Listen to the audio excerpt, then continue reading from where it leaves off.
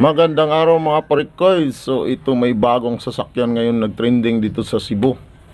Grabe ito parikoy, maliit ito pero maganda. Pwede nyo pang business, pwede rin ninyo gamitin pang hatid sundo ng inyong mga estudyante. At maliit lang ang makina nito at hindi masyado aksaya sa gasolina. Bali, maliit lang yung makina niya. So pwede ka makapili ng iba-ibang klaseng kulay. So itong white, kung gusto mo white, mayroon ding white.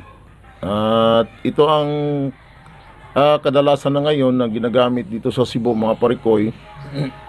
Excuse me po. At dito mayroong black, yan. Pero para sa akin mga parikoy, gusto ko yung black. Yan, maganda yung kulay niya. At napakamura yung presyo niya.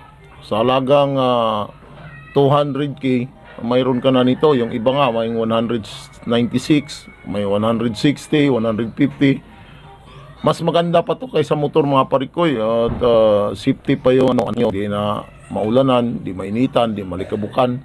So alam ba ninyo na kaya niya mag karga ng dalawang bisikleta? Kita niyo dito sa larawang ito na may karga siya dalawang bisikleta.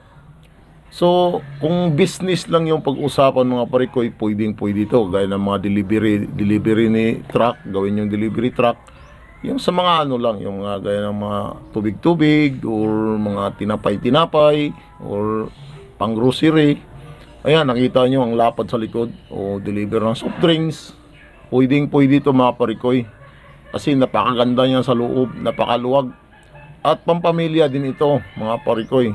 Kung mag-outing kayo, pwede nyo kargahan sa loob. At maraming maisakay nito, siguro mga sobra siguro siyam or 7. At ang kanyang transmission ay automatic. So ito ay original pa to na picture na to, galing to sa Japan. So fully air condition, napakalamig yung aircon. At ito siya sa Suzuki siya mga parikoy. So thank you for watching mga parikoy.